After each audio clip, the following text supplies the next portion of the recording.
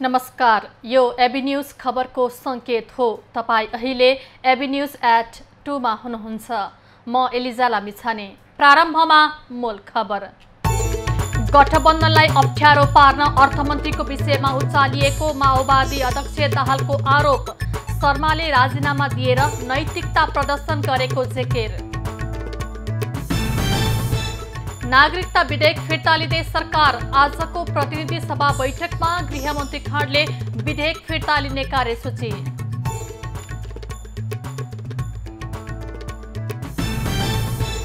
बाजुराको बुढीगङ्गामा स्थानीय तहको नेतृत्व चयनको लागि मतदान जारी।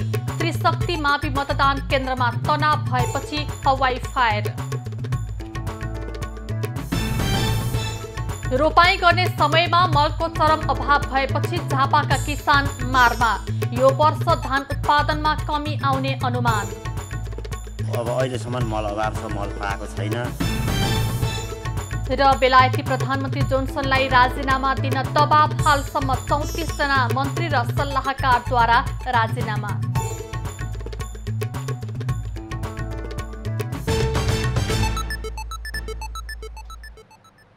अब खबरको सिलसिला प्रारम्भ गरौं। प्रतिनिधि सभा बैठक सम्बन्धी प्रसङ्गबाट। सरकारले आज नागरिकता विधेयक फिर्ता लिने भएको छ। आज बस्ने प्रतिनिधि सभा बैठकमा गृहमन्त्री बालकृष्ण खाँडले नेपाल नागरिकता पहिलो संशोधन विधेयक 2075 फिर्ता लिने प्रस्ताव प्रस्तुत गर्ने सम्भावित कार्यसूची रहेको छ। विधेयक फिर्ता लगत्तै नागरिकता सम्बन्धी अर्को विधेयक दर्ता गर्ने सरकारको तयारी छ। मंगलबार मन्त्री परिषद बैठकले विधेयक फिर्ता लिने निर्णय गरेको थियो। संसदमा पेश भइसकेपछि मन्त्री परिषदले निर्णय गरेर मात्रै विधेयक फिर्ता लिन सक्ने व्यवस्था रहेको छ। नागरिकता सम्बन्धी विधेयक संसदमा 2075 साउन 4 मा दर्ता गरिएको थियो। विधेयक राज्य व्यवस्था समितिले 2077 असारमा बहुमतले पारित गरेको थियो। विधेयकको प्रतिवेदनमा अंगीकृत नागरिकता सम्बन्धी प्रावधानमा विवाद भए पनि अगाडि बढ्न सकेको थिएन। नेपाली नागरिकसँग वैवाहिक सम्बन्ध कायम गरेकी विदेशी महिलाले नेपालको अंगीकृत नागरिकता लिन 7 वर्ष समय राखिएकोमा मधेसी दलले आपत्ति जनाउँदै आएका थिए। बाजुराको बुढीगङ्गामा आज जारी पुनः मतदानमा समेत तनाव भएको छ। एक मतदान केन्द्रमा नेकपा एमाले र सत्ता गठबन्धनका कार्यकर्ताबीच तनावको स्थिति सिर्जना भएपछि प्रहरीले हवाई फायर गरेको छ।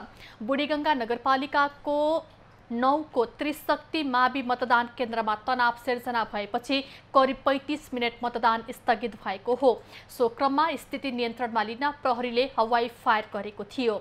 15 मिनट स्थगित भएपछि मतदान सुचारू भएको प्रहरीले जनाएको छ। विवाद भएको स्थान नेकपा एमालेका नेता कर्णबहादुर थापाको मतदान केन्द्र हो। वैशाख 30 गते भएको निर्वाचनमा धाँधली भएपछि स्थगित निर्वाचन आज भएको हो। 10 वटा मतदान स्थलमा 13,659 मतदाता रहेका छन्। प्रत्येक निर्वाचन केन्द्रमा नेपाल प्रहरी र सशस्त्र प्रहरीबाट प्रहरी निरीक्षकको नेतृत्वको टोली खटाइएको छ। गत वैशाख 30 गते भएको निर्वाचनमा नेपाली कांग्रेस र नेकपा एमाले बीच मतदानमा धाँधली भएको भन्दै विवाद भएपछि मतदान नै स्थगित गरिएको थियो। निर्वाचनमा कांग्रेसका रङ्गखाती र एमालेका रामबहादुर बानिया उम्मेद्वार छन्। नेकपा माओवादी केन्द्रका अध्यक्ष पुष्पकमल दाहालले जनार्दन शर्माले अर्थमन्त्रीबाट राजीनामा दिएर नैतिकता र त्यागको सन्देश दिएको बताएका छन्। आज केन्द्रीय समिति बैठकमा उनले शर्माले आफूले केही नगरेको बताएको र त्यसबाट सकारात्मक सन्देश गएको बताएका हुन्। राजीनामा नदिएको भए यसै विषयलाई उचाल्दै गठबन्धनलाई नै अप्ठ्यारोमा पार्ने षड्यन्त्र भइरहेको पनि दाहालको भनाइ थियो। शर्माले राजीनामा दिएर राजनीतिक संस्कार देखाएको पनि उनले बताए। अर्थमन्त्रीको विषयलाई लिएर माओवादीलाई अपमानित गर्न खोजिने भन्दै उनले जनतालाई यथार्थ जानकारी गराउनु पर्ने पनि उल्लेख गरे। असार 19 गते सुरु भएको केन्द्रीय कमिटी बैठक 2 दिन स्थगित भएर आज बसेको हो। बैठकले पदाधिकारी सहित स्थायी कमिटी र पोलिट ब्युरोको टुङ्गो लगाउने बताइएको छ। माओवादीमा 1 वरिष्ठ सहित 6 उपाध्यक्ष, 1 महासचिव, 2 उपमहासचिव, 3 सचिव र 1 कोषाध्यक्ष सहितका पदाधिकारी चयन गर्न बाँकी रहेको छ। काठमाडौँ उपत्यकाका 7 स्थानीय तहमा हैजाका बिरामी फेला परेका छन्। उपत्यकामा असारदेखि देखिएको हैजा संक्रमण 22 गतेसम्म आइपुग्दा 21 जनामा संक्रमण देखिएको छ। इपिडेमियोलोजी तथा रोग नियन्त्रण महाशाखाका अनुसार हैजा संक्रमित सबैभन्दा धेरै देखिनेमा काठमाडौँ महानगरपालिकाका छन्। महानगरका 1, 2, 13, 14, 28 र 29 वडामा 11 जना संक्रमित भएका छन्। महानगर बाहिर चन्द्रागिरीमा 2, कागेश्वरी मनोहरामा 3 र कीर्तिपुर बुढानीलकण्ठमा 1 जनामा हैजा संक्रमण पुष्टि भएको छ। त्यस्तै ललितपुर महानगरपालिकामा 2 र भक्तपुरको चाँगु नारायण नगरपालिकामा 1 जनामा संक्रमण पुष्टि भएको छ। विभिन्न स्रोतको पानी शुद्धिकरण नगरिकन पिउँदा हैजा संक्रमण फैलिएको महाशाखाले निष्कर्ष निकालेको छ। यसअघि पहिलो पटक हैजा संक्रमित देखिएको बागबजार क्षेत्रका बिरामीले पिउने गरेको धारा र ट्युबवेलको पानीमा इकोली जीवाणु भेटिएको छ। त्यसपछि संक्रमण देखिएका अधिकांश क्षेत्रको पानीमा सो जीवाणु भेटिएको महाशाखाले जनाएको छ। काठमाडौँका धारा, ट्युबवेल, इनारको पानीमा इकोली भेटिएकाले पानी उमालेर मात्रै पिउन स्वास्थ्य तथा जनसङ्ख्या मन्त्रालयले अनुरोध गरेको छ। साझा यातायातले बिहिबारदेखि नयाँ विद्युतीय बस सञ्चालनमा ल्याएको छ। चीनबाट पहिलो चरणमा ल्याइएका 3वटा विद्युतीय बस बिहिबारबाट सञ्चालनमा आएका हुन्। साझाका संस्थापक अध्यक्ष विश्वबन्धु थापाले उक्त विद्युतीय बसको हरियो झण्डा देखाएर शुभारम्भ गरे। विद्युतीय बस रत्नपार्क, ठमेल, नयाँ बस पार्क हुँदै एयरपोर्टको रुट लगनखेल, रत्नपार्क हुँदै बुढानीलकण्ठ रुटमा सञ्चालन भएको साझा यातायातले जानकारी दिएको छ। साझाका 3वटै बसमा चालक र परिचालक महिला छन्। अन्य 37वटा बस साउन महिनाभित्रै भित्र्याउने र दशैं अघि सेवा सुरु हुने बताइएको छ। साझा यातायातले विद्युतीय बसको चार्जिङ स्टेसनको लागि सरकारले जग्गा उपलब्ध गराउने विश्वास व्यक्त गरेको छ।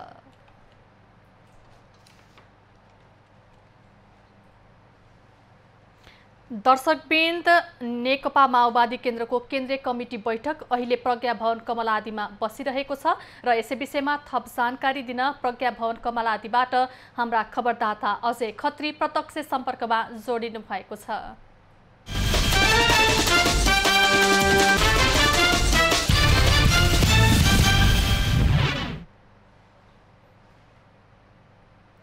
अजय, तपाईँ अहिले प्रज्ञा भवन कमलादीमा हुनुहुन्छ र त्यहाँ अहिले माओवादी केन्द्रको केन्द्रीय कमिटी बैठक बसिरहेको छ। अहिले त्यहाँ पछिल्लो अध्यावधि के रहेको छ, जानकारी गराउनुहोस्।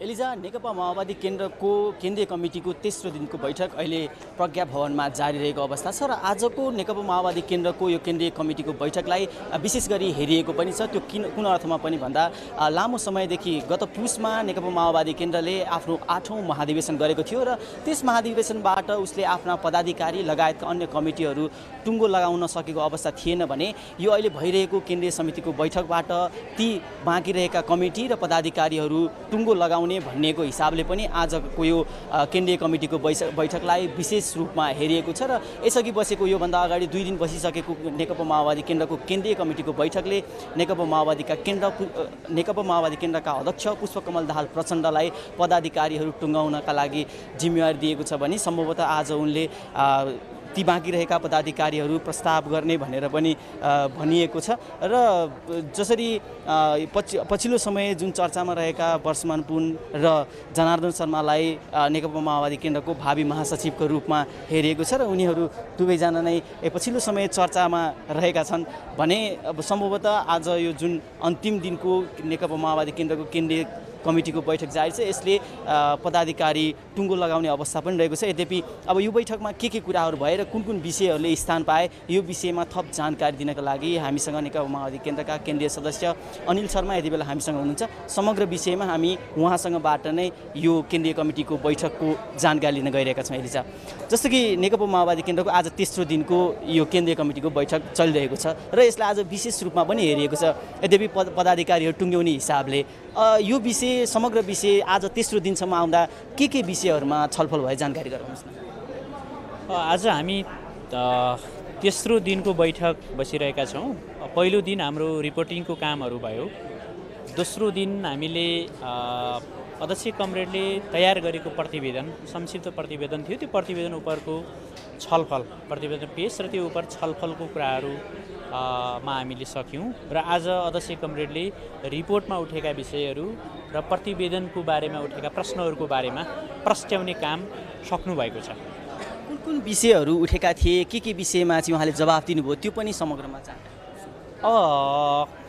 हाम्रो खास गरी प्रतिवेदनमाथि अलिकति अन्तर्राष्ट्रिय स्थितिको समीक्षा गर्ने क्रममा युक्रेन र रुस बीचको लडाइँको बारेमा हामीले जुन पक्षधर्ता लियौँ त्यो गलत थियो भन्ने एकदमै होइन। हामीले लिएको पक्षधर्ता, खास गरी नेपाल सरकारले जे पक्षधर्ता लिएको छ त्यो कुरा किन र कसरी भयो भन्ने कुरा सबै केन्द्रीय सदस्य कमरेडहरूले विषयहरू उठान गर्नुभएको थियो र त्यसलाई अध्यक्ष कमरेडले प्रस्ट्याउनु भएको छ कि हाम्रो पार्टीको तर्फबाट त्यसमा कुनै पक्षधर्ताको कुरा छैन र एकाएक सरकारले त्यो पक्षधर्ता लिएको खबर आएको हुँदाखेरि हाम्रो पार्टीले त्यो बारेमा अब्जेक्सन जनायो र अबदेखि त्यस्तो कुरालाई अगाडि नबढाउने र त्यो हामी कसैको पक्षमा लाग्न सक्ने अवस्थामा छैनौँ।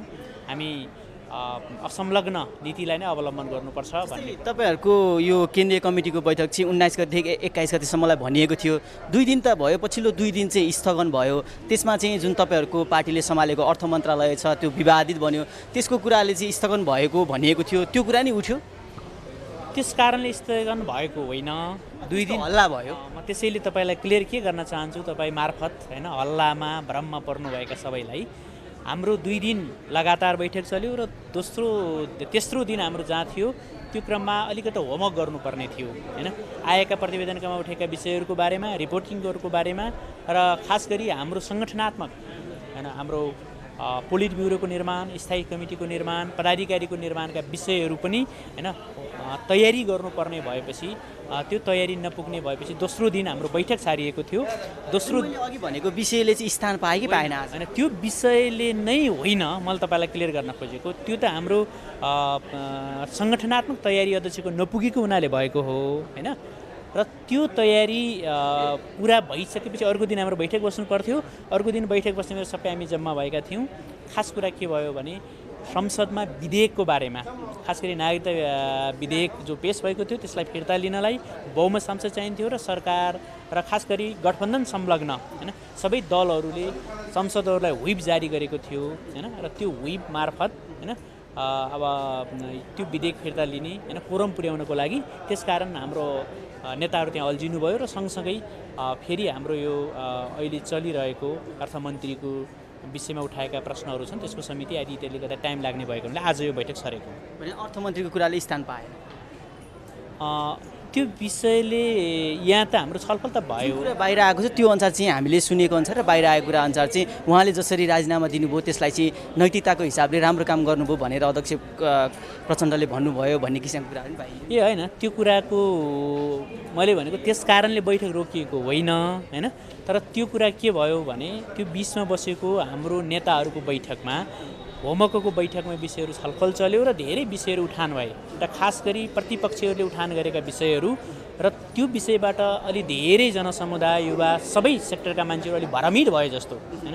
जस्तो तपाईँको सीसी क्यामेरा डिलिट गर्यो भन्ने आयो, जो डिलिटको कुरै होइन, त्यो स्वतः त्यो दिनमा ऊ परम्परागत ढङ्गले पहिल्यैदेखि हट्ने होइन, आजको भोलिको त्यसै गरी हट्ने कुरा जो थियो त्यसलाई चाहिँ डिलिटको अर्थमा लाउने, त्यसपछि अब अनावश्यक मान्छे हाल्यो भनेर जे धेरै भ्रमहरू जनतामासम्म पुगे त्यो कुरालाई अब हामीले क्लियर गरौँ, संसदीय छानबिन समितिमा जाउँ भन्ने खालको पार्टीले निर्णय लिइसकेपछि जब संसदीय छानबिन समितिमा हामी जान्छौँ, संसदीय छानबिन समितिमा गयो भने हामी मोरल्ली त्यो पदमा बस्नु नैतिक हुँदैन भन्ने अर्थमन्त्री आफैले पार्टीसँग सल्लाह गरेर होइन उहाँले राजीनामा दिनुभएको हो र यसलाई स्वतः पार्टीले होइन नैतिक होइन प्रश्नको जसरी विपक्ष भनौँ विशेष गरी त नेकपा एमाले जसरी चाहिँ अहिले जुन आक्षेपहरू लगाइरहेका छन् त्यो विषयहरूमा पनि तपाईँहरूको यो अहिले बसेको केन्द्रीय समितिको बैठक या तपाईँहरूको जुन नेतृत्व छ त्यसले त प्रश्न पार्दै लानुपर्ने होला नि। त्यो विषयले त अलिक गम्भीर विषय पनि हो नि त।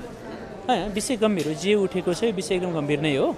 यो विषयलाई अब हाम्रो पार्टीको तर्फबाट होइन र संलग्न होइन मन्त्री र हाम्रा सांसदहरूले आफ्नो ठाउँबाट यसलाई प्रश्न पार्ने कुरा सधैँ छ होइन।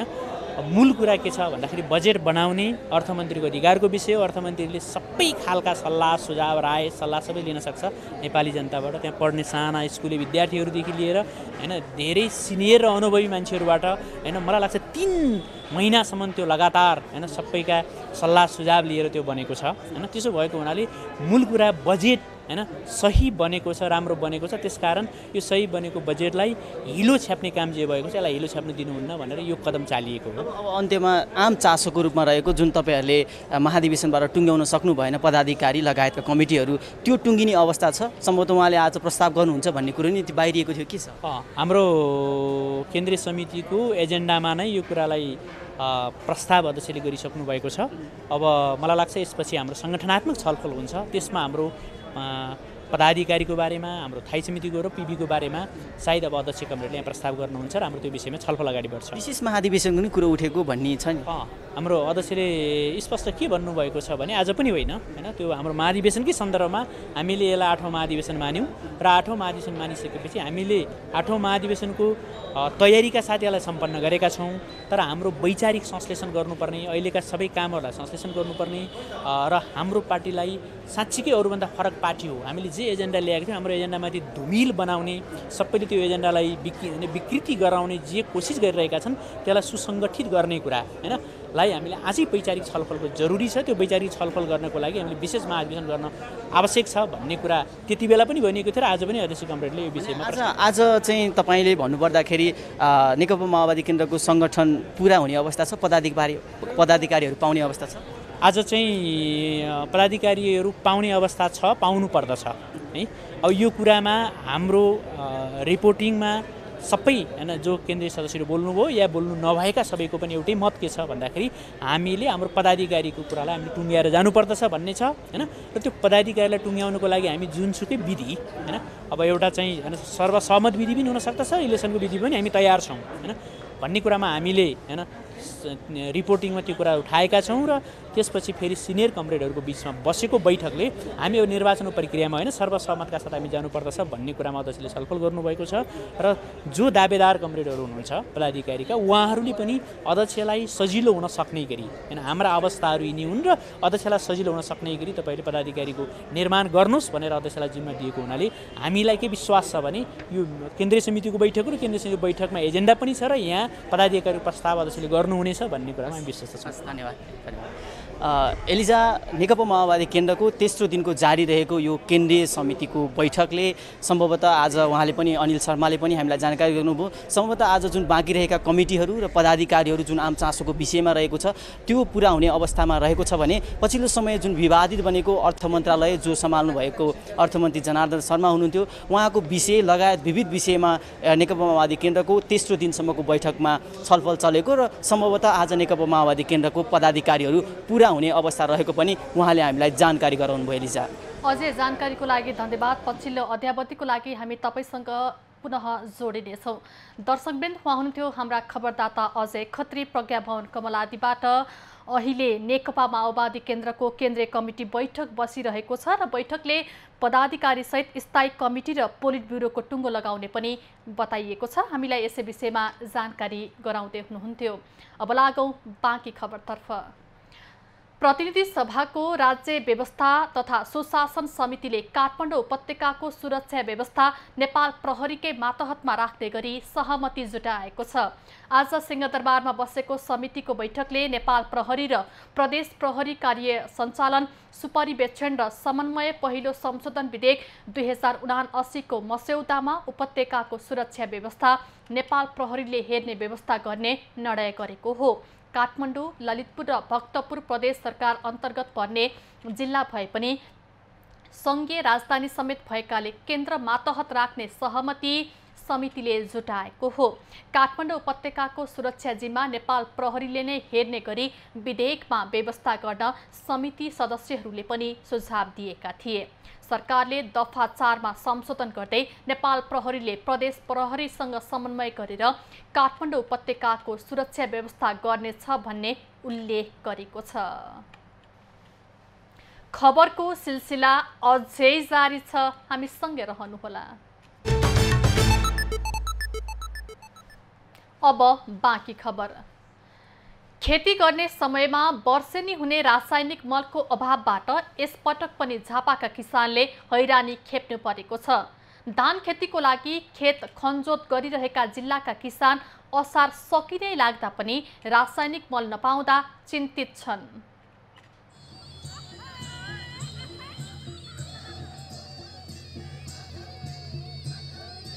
खेती गर्ने समयमा वर्षेनी हुने रासायनिक मलको अभावबाट यसपटक पनि झापाका किसानले हैरानी खेप्नु परेको छ।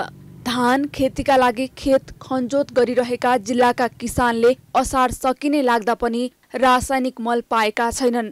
सरकारले समयमै मल जोहो गर्न नसक्दा धान रोप्ने बेला यसपालि पनि किसानले मल नपाएका हुन्। कतिपय किसानले धान खेतीका लागि चाहिने रासायनिक मलको अभावमा धान खेती गर्दैछन्।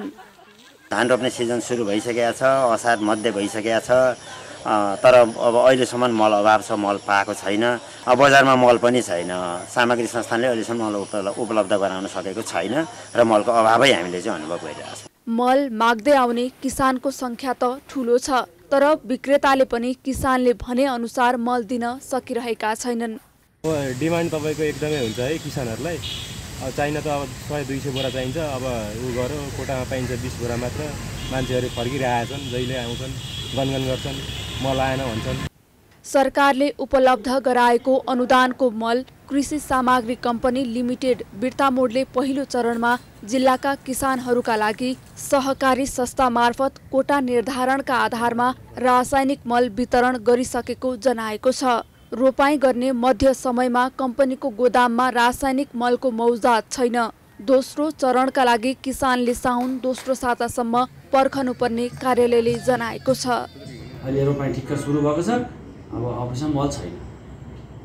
मल नआएको कारणहरू चाहिँ विविध कारणहरू छन्। राष्ट्रव्यापी रूपमा पत्रकारिताहरूबाट बुझि पनि रहनु भएको छ। उहाँले इन्डिया सरकारले 15,000 टन युरिया चाहिँ तत्काल दिने भनेको छ। त्यो चाहिँ साउन पहिलोदेखि दोस्रो हप्ताभित्रमा आएको छ। यता धान खेती गर्ने मुख्य सिजनमा सरकारले रासायनिक मल उपलब्ध गराउन नसकेको भन्दै राप्रपाले केही दिन अघि ज्ञान केन्द्र घेराउ गरेको थियो। पटक पटक सरकारी निकायको ध्यानाकर्षण गराउँदा समेत मल उपलब्ध नगराएको भन्दै उनीहरूले तत्काल मल उपलब्ध गराउन माग गरेका हुन्। अनि तपाईको चाहिँ कृषकलाई मल खाद्यान्न दिन नसक्ने एउटा तस्करले, एउटा व्यापारीले आफ्नो व्यावसायिक प्रयोजनको लागि नेपालमा मत खाद्यान्न भित्राउन सक्ने तर नेपाल सरकारले भित्राउन नसक्ने यस्ता गैर जिम्मेवार सरकारहरूप्रति हाम्रो ध्यानाकर्षण छ। उहाँहरूलाई ध्यानाकर्षण गराउन चाहन्छौँ र राष्ट्रिय स्वतन्त्र पार्टीले यो विषयलाई गम्भीर रूपमा लिएको छ। झापा जिल्लाका किसानको माग धान्न मात्र 15,000 मेट्रिक टन मल आवश्यक पर्ने कृषि ज्ञान केन्द्रले जनाएको छ। देशलाई कृषिमा आत्मनिर्भर बनाउने भनेर सरकारले चर्को कुरा गरिरहँदा कृषिका लागि आवश्यक मल र बिउ बिजनको उपलब्ध गराउन नसक्दा धान उत्पादन घट्ने निश्चित छ। सन्तोष न्यौपाने, झापा। सबैभन्दा सानो उमेरमा सगरमाथा हिमाल आरोहण गरी विश्व कीर्तिमान राखेका आरोही शम्भु तामाङको निधन भएको छ।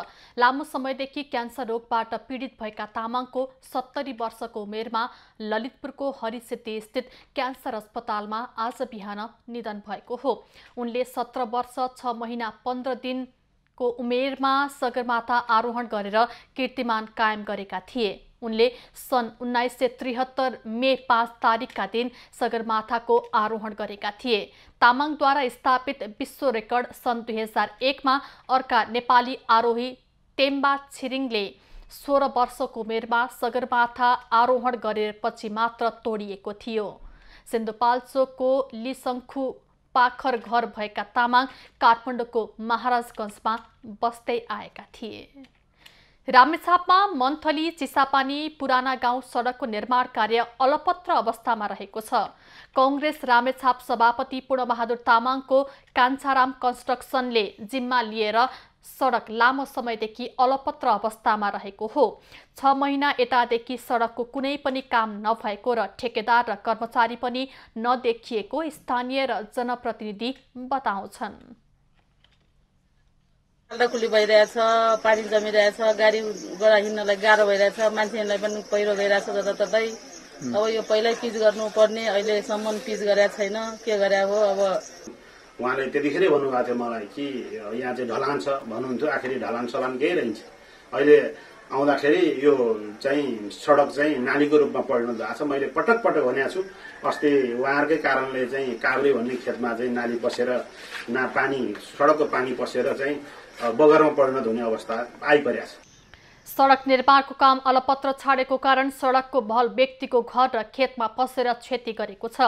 17,88,61,880 रुपैयाँमा मन्थली जखनी टारदेखि पुराना गाउँसम्मको करिब 7.5 किलोमिटर सडक निर्माणको ठेक्का कन्स्ट्रक्सनले पाएको थियो। अहिलेसम्म जखनी टारदेखि चिसापानीको ठुलो पँधेरासम्म सडक विस्तार र नाला खन्ने काम मात्रै भएको छ। हालै देखिएको नयाँ संस्करण BA.5 पुष्टि भएसँगै नेपालमा कोरोना संक्रमण बढ्न सक्ने आशंका बढाएको छ। नयाँ संस्करण छिटो फैलिने भए पनि डेल्टा भेरिएन्ट संस्करण जस्तो स्वास्थ्यमा जटिलता नल्याउने विज्ञको बुझाइ छ। तर जोखिम कम भन्दै स्वास्थ्य मापदण्ड पालनामा हेलचक्राइ गर्न भने नहुने स्वास्थ्य मन्त्रालयको भनाइ छ।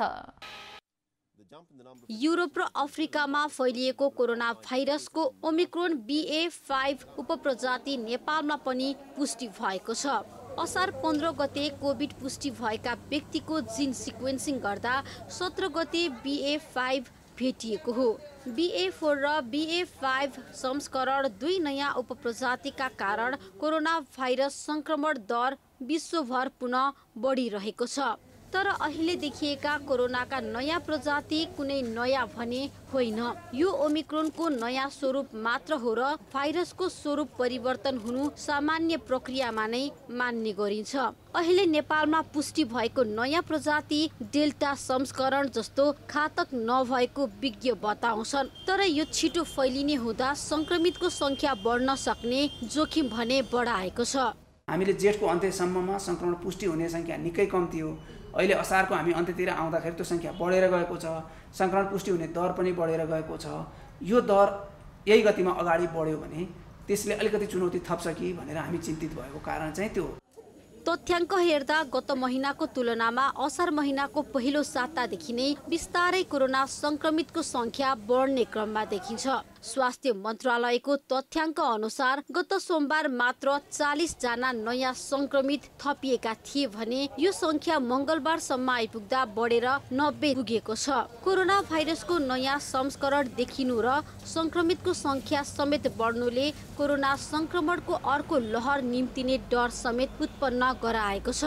तर अहिले देखिएको संस्करण कम घातक भएको तथा यो संस्करणका लागि अहिलेको खोप पनि प्रभावकारी भएकाले अर्को लहरको जोखिम भने कम भएको स्वास्थ्य मन्त्रालयको भनाइ छ। रोकथाम नियन्त्रण गर्नका लागि यही कोभिड-19 का हामीले जुन जनस्वास्थ्यका मापदण्ड भनेका छौँ, मास्क लगाउने कुरा, बहुत दूरी कायम गर्ने कुरा, हातको सरसफाइमा ख्याल गर्ने कुरा, यही कुराले चाहिँ ती संक्रमणहरू पनि रोक्न सक्ने भएका हुनाले यो जनस्वास्थ्यका मापदण्डलाई हामीले निरन्तरता दिन र पछिल्ला पुस्ताहरूलाई समेत सिकाउन आवश्यक छ।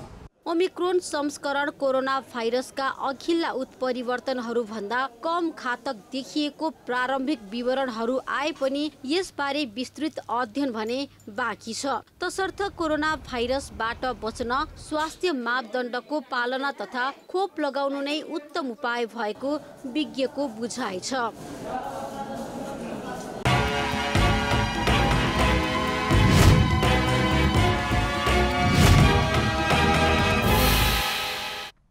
श्रम, रोजगार तथा सामाजिक सुरक्षा मन्त्री शेरबहादुर कुँवरले युवा शक्तिलाई स्वदेशमा बस्ने गरेर राज्यले आकर्षण पैदा गर्न नसकेको बताएका छन्। आज काठमाडौँमा आयोजित कार्यक्रममा उनले देशमा रोजगारका ढोका बन्द भएपछि बाध्य भएर विदेश पलायन हुनु परेको बताएका हुन्।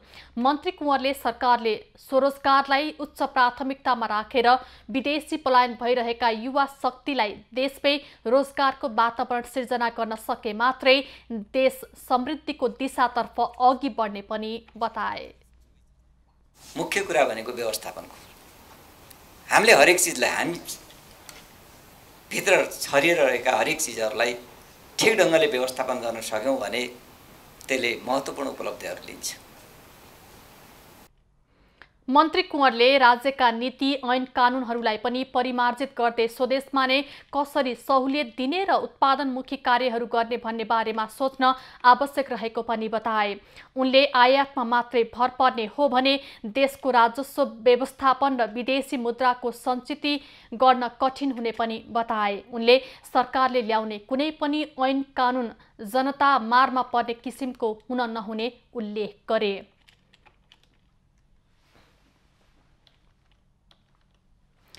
निर्माणको क्रममा भाँचिएको भोजपुरको कावा खोलाको पुल पुनः निर्माणमा ढिलाइ हुँदा स्थानीय जोखिम मोलेर यात्रा गर्न बाध्य भएका छन्। दक्षिणी क्षेत्रबाट रामप्रसाद राई र हतुवागढी गाउँपालिका जोड्ने कावा खोलाको पुल निर्माणको क्रममा भाँचिएको थियो। गत मङ्सिरमा भाँचिएको भए पनि त्यसको हालसम्म पुनः निर्माणको काम अघि बढ्न नसकेको हो।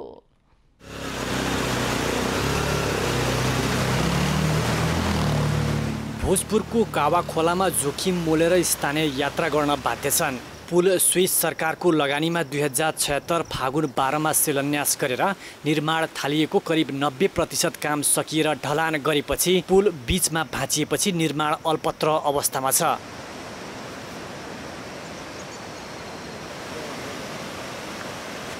पुल भत्किएको विषयमा तत्काल छानबिन गरेर काम सुरु गर्ने सहमति भएको थियो, तर खोलामा भत्किएको पुल हटाउन बाहेकका अहिले कुनै पनि काम अघि बढेको छैन।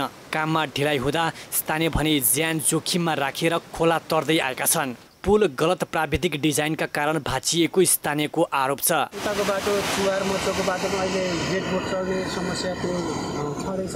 अहिले बर्खा लाग्ने चल्दैन, त्यही भएर यो पुल नहुँदा धेरै समस्या छ। निर्माणको क्रममा पुल भत्किएपछि जिल्ला प्रशासन कार्यालयमा सोको विषयमा छलफल गरेर पुनर्निर्माणका लागि आवश्यक प्रक्रिया अघि बढाउने सहमति भए पनि काम भने सुरु भएको छैन। भत्किएको 8 महिना हुँदा पनि निर्माणमा चासो नदिएको स्थानीयको भनाइ छ। उनीहरूले कामलाई चाँडो सुरु गर्नुपर्ने माग गरेका छन्। एउटा पाइप अब पानी पसेर बिग्रियो, हिजो पनि त्यही समस्या भएर छ। अनि म चाहिँ अब कुरेर बसिरहेको छु। अब यो पुल बन्यो भने यो पक्कै पनि यस्तो शास्तिहरू यहाँ भोग्नु पर्दैन यहाँको जनताहरू। कावा खोला पुल नेपालमा परीक्षणको रूपमा बनेको प्रादेशिक सडक पुल संयोजक सूर्यनारायण चौधरीले जानकारी दिए। पुल भाँचिएको विषयमा अहिले पनि खोजी भइरहेको उनको भनाइ छ। अबको फागुन चैतसम्ममा पुल बनाएर सरकारलाई जिम्मा दिने तयारी छ। यो बर्खाभन्दा अगाडि चाहिँ हामी जसरी पनि यो पुललाई फेरि पनि पहिला जस्तै सबै कुरा 80 वर्ष 100 वर्ष पुग्ने टिक्ने खालको बनाएर चाहिँ हामी प्रदेश सरकार हस्तान्तरण गर्ने म यहाँ प्रतिबद्ध। मानेभन्ज्याङ रानीबास घोडेटार सडक खण्डमा बनिरहेको यो पुल 2077 असार मसान्तसम्ममा निर्माण सक्नुपर्ने थियो। निर्माण सुरु हुनु पूर्व 80 वर्षको आयु हुने र भूकम्प प्रतिरोधी बन्ने गरी डिजाइन भएको इन्जिनियरहरूले बताएका थिए। पुलमा दुवैतर्फ 1.20 मिटर पैदल यात्रु हिँड्ने स्पेस पनि बन्ने भनिएको थियो। केवल ट्रस खुल्ला फाउन्डेसनको एक मात्र स्पाइनमा बनिएको पुलको दुवैपट्टि पक्की पिलर बनाएर ट्रस जडान गर्नुपर्ने थियो। युवराज विष्ट, भोजपुर। पर्यटन मार्फत नेपालको अर्थतन्त्रमा टेवा पुर्याउनको लागि बेलायत स्थित नेपाली दूतावासले पहल सुरु गरेको छ। नेपाललाई बेलायतमा थप चिनाउने उद्देश्यले सांस्कृतिक र खानाको परिकारको प्रबन्धन कार्यक्रम गरिएको हो।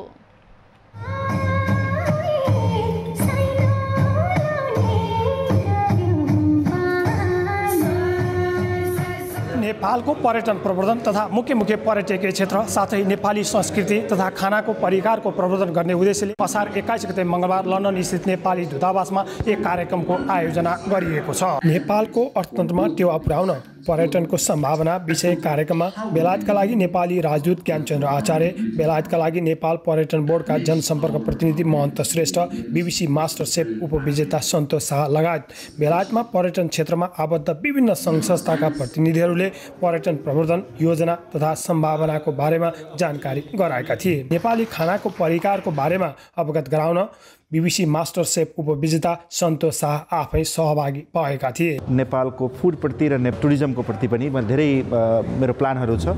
रिसेन्टली मैले मेरो बुक पनि रिलिज भएको थियो, आइला भन्ने, त्यो पनि एकदमै राम्रो गइरहेछ र वर्ल्ड वाइडमा त्यो बुक एभाइलेबल छ।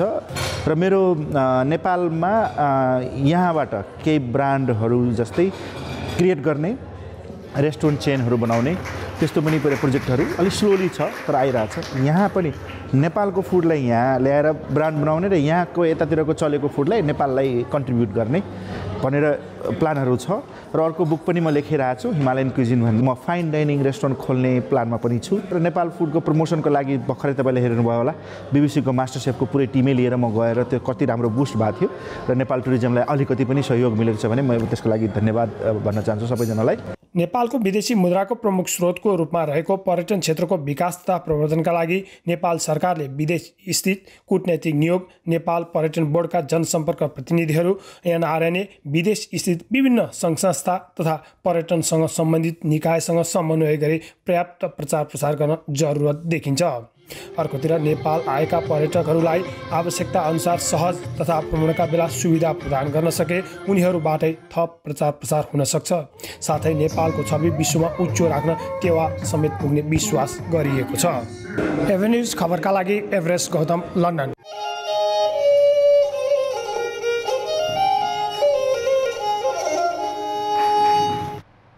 नेपाली फिल्म राधाको तीज लक्षित गीत राधा पियारीको सुटिङ गरिएको छ।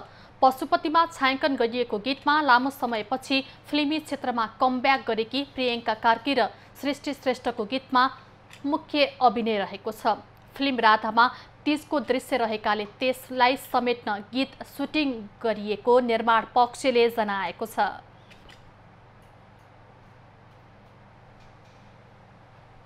चाहिँ भनौँ न अहिले धेरै यस्तो वुमेन सेन्ट्रिक मुभिजहरू आइरहेछ। सो सुवर्ण दाई हाम्रो डिरेक्टरले कति धेरै वर्ष लगाएर उहाँको एकदमै आफ्नो आत्मीय भनौँ न पर्सनल स्टोरी पनि हो उहाँको, त्यो भएर चाहिँ हामीलाई पनि सुन्दाखेरि एकदमै जस एउटा हार्ट फेल्ट उयो फिल भएको थियो। त्यो वुमेन सेन्ट्रिक एउटा मुभी हो र अब यहीँको कथा हो जुन सबैले रिलेट गर्न सक्नुहुन्छ, पत्र पत्रिकामा पढेको कुराहरू रिलेट गर्न सक्नुहुन्छ, हाम्रो देशको कथा हो भन्ने यस्तो फिल हुन्छ होला जस्तो लाग्छ मलाई। तिजै हुनै पर्दैन, मलाई त नाच्न पाउने बित्तिकै रमाइलो लाग्छ होइन। तर Teej definitely most celebrated festival हो नेपालको, झन् नारीहरूको लागि। अनि झन् तिजको बेलामा प्रायः जस्तो जति पनि गीत आउँछन् एकदम हिट हुन्छ नि त, बिकज नेसन वाइड सेलिब्रेट हुने गीत हो यो अनि सेलिब्रेट हुने चाडपर्व हो। नेपाली फिल्म राधा आगामी भदौ 10 गतेबाट रिलिज हुँदैछ। सुवर्ण थापाले निर्देशन गरेको चलचित्र महिला केन्द्रित चलचित्र हो। चलचित्रमा सृष्टिसँगै खगेन्द्र लामिछाने, मेनुका प्रधान, दिव्यदेव पन्त, बुद्धि तामाङ, निश्चल बस्नेत, दयाहाङ राई लगायतका कलाकारको अभिनय रहेको छ। फिल्म सौगात मल्लले निर्माण गरेका हुन्। खबरको सिलसिला अझै जारी छ, हामी सँगै रहनुहोला। आइसिसी विश्वकप लिग 2 को खेलको लागि आज साँझ नेपाली राष्ट्रिय क्रिकेट टोली स्कटल्यान्ड जाने भएको छ। नेपाल क्रिकेट संघ क्यानले बिहिबार नेपाली टोली आज स्कटल्यान्ड जाने जानकारी दिएको हो। लिग 2 को यसै सिरिजको तयारीको लागि नेपाली टोली हाल क्यानाडामा छ। क्यानाडामा रहँदा नेपालले स्थानीय क्लबसँग 100% जित निकालेको थियो। क्यानाडाको सिनियर टोलीसँग भने नेपाल 1-0 ले पराजित भएको थियो। सिरिजको पहिलो खेल वर्षाको कारण रद्द भएको थियो। स्कटल्यान्ड भ्रमणका क्रममा नेपालले घरेलु टोली र नामिबियासँग खेल्नेछ। नेपालको पहिलो खेल जुलाई 11 मा नामिबिया विरुद्ध खेल्नेछ। लिगमा नेपालले पहिलो पटक स्कटल्यान्ड र नामिबियासँग खेल्न लागेको हो। घरेलु टोली क्यानाडा विरुद्धको दोस्रो तथा अन्तिम एकदिवसीयमा नेपालले हार बेहोरेको छ। किङ सिटी स्टेडियममा बुधबार राति नेपाल क्यानाडासँग 83 रनले पराजित भएको हो। क्यानाडाले दिएको 189 रनको लक्ष्य पन्छाएको नेपाल 39 ओभर 2 बलमा अल आउट हुँदै 105 रनमा समेटियो। नेपालको लागि देव खनालले 26, पवन सराफले 14 रन जोडे। विनोद भण्डारी, बसिर अहमेद र आदिल आलम समान 13 रनमा आउट भए। क्यानाडाका अमर खादिल, सलमान नजर, रोमेल शाहजाद, सादबिन जफर र हर्ष थाकेरले 2-2 विकेट लिए। त्यसअघि टस हारेर पहिले ब्याटिङ गरेको क्यानाडाले 50 ओभरमा 9 विकेट गुमाएर 188 रन जोडेको थियो। क्यानाडाको लागि श्रेयस मोभाले 50, आरोन जोन्सनले 44 रन जोड्दा अमर खालिदले अभिजित 30 रन बनाए। नेपालका कप्तान सन्दीपले 3 विकेट लिए।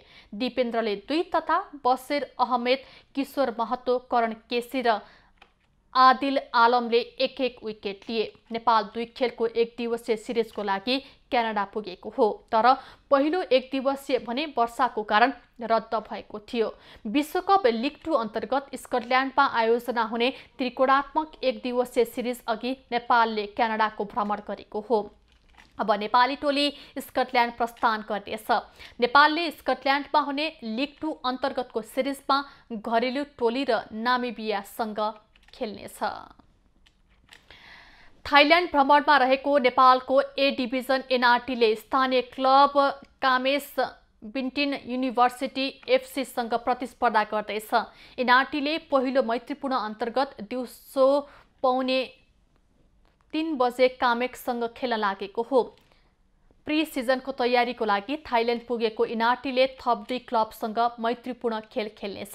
यसअघि एनआरटीले मलेसियामा टिवाइटी कप फुटबल प्रतियोगिता दुवै खेलमा हार बेहोरेको थियो। अब पालो खास खबरको। काठमाडौँ महानगरपालिकाले फुटपाथमा कुनै पनि किसिमको व्यापार व्यवसाय सञ्चालन गर्न दिने नीति नै नभएको बताएको छ। महानगरको नीति अनुरूप कुनै पनि समयमा सडकमा खाद्य लगायतका विभिन्न सामग्रीको बिक्री वितरण गर्न नपाइने महानगरले जनाएको छ।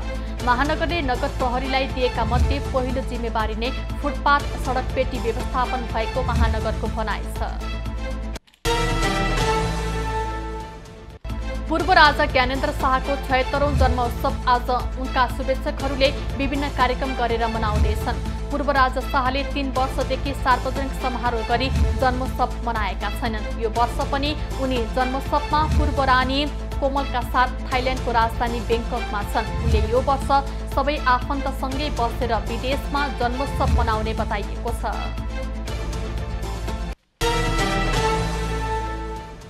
मनसुन केही निष्क्रिय रहेकाले आज र भोलि ठूलो पानी पर्ने सम्भावना नरहेको मौसम पूर्वानुमान महाशाखाले जनाएको छ। बिहान र दिउँसो पानी नपरे पनि बेलुकी पख हल्कादेखि मध्यम वर्षा हुने महाशाखाको भनाइ छ। अहिले काठमाडौँ सहित देशका धेरै ठाउँमा घाम लागेको छ। केही दिन यता देशभर नै गर्मी बढेको छ। कैलालीमा दौडने क्रममा लडेर घाइते भएका 9 परीक्षार्थी प्रहरीको सेती प्रादेशिक अस्पतालमा उपचार भइरहेको छ। बुधबार नियमित तालिम अन्तर्गत सुदूरपश्चिम प्रहरी मुख्यालयमा 10 किलोमिटरको दौडका क्रममा उनीहरू घाइते भएका थिए। बिरामी मध्ये 1 जनाको भेन्टिलेटर र अर्को 1 जनाको आइसियुमा राखेर उपचार भइरहेको छ। लगातार कडा परिश्रम हुनु र बीच-बीचमा विश्राम नपाउनुले पनि उनीहरू बिरामी परेको चिकित्सकले बताएका छन्। ट्राफिक प्रहरीले काठमाडौँ उपत्यकामा एकै दिन 2428 जना सवारी चालकलाई कारबाही गरेको छ। ट्राफिक नियम उल्लङ्घन गरेका कारण उपत्यकाको विभिन्न स्थानमा उनीहरूलाई कारबाही गरिएको काठमाडौँ उपत्यका ट्राफिक प्रहरी कार्यालयले जनाएको छ। कारबाहीमा पर्नेमा सबैभन्दा बढी फुटपाथमा पार्किङ गर्ने 151 जना रहेका छन्। नेपालले कोरोना भाइरस विरुद्ध स्वास्थ्य प्रणालीलाई मजबुत बनाउँदै खोपको उत्पादन र वितरणमा समेत सहजता अपनाउन विश्व समुदायलाई अनुरोध गरेको छ। न्युयोर्कमा राष्ट्रसङ्घीय उच्च स्तरीय फोरममा नेपाली स्थायी नियोग प्रमुख अमृत बहादुर राईले नेपालको धारणा प्रस्तुत गरेका हुन्। विकसित देशले आफ्नो कुल राष्ट्रिय आयको 0.7% अल्प विकसित देशलाई प्रदान गर्नुपर्ने प्रतिबद्धता पूरा गर्ने उनले आग्रह गरे। गृहमन्त्री बालकृष्ण खाडले दार्चुला जिल्ला ब्यास गाउँपालिका 2 स्थित ट्विन मार्फत भारतबाट नेपाल आउने क्रममा नदीमा खसेर बेपत्ता भएका 18 वर्षीय सचिन बुढाथोकीको खोजी कार्य तीव्र बनाउन निर्देशन दिएका छन्। गृहमन्त्री खाडले दार्चुलाका प्रमुख जिल्लाधिकारी लगायत सुरक्षा प्रमुखलाई टेलिफोन गरी बेपत्ता बुढाथोकीको खोजी कार्य तीव्र बनाउन निर्देशन दिएका हुन्। बुढाथोकी बुधबार दिउँसो भारी सहित भारतबाट नेपाल आउने क्रममा चुडिएर नदीमा खसेर बेपत्ता भएका छन्। अब पालो एबी न्यूज एट मौसमको।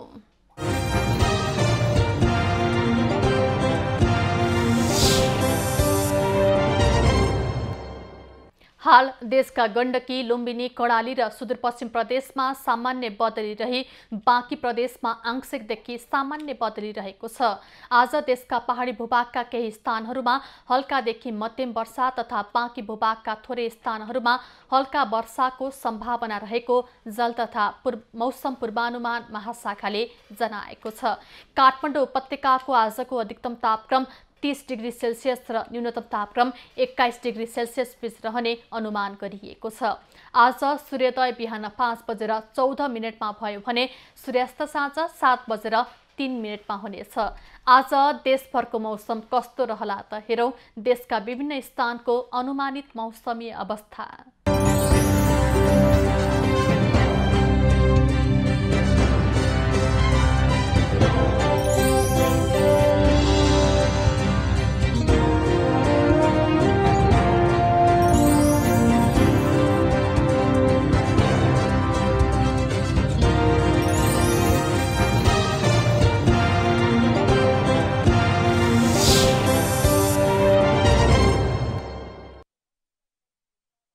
यति नै एबी न्यूज खबरका यी सहित अन्य विस्तृत खबरको लागि www.abnews.tv लगइन गर्न सक्नुहुनेछ।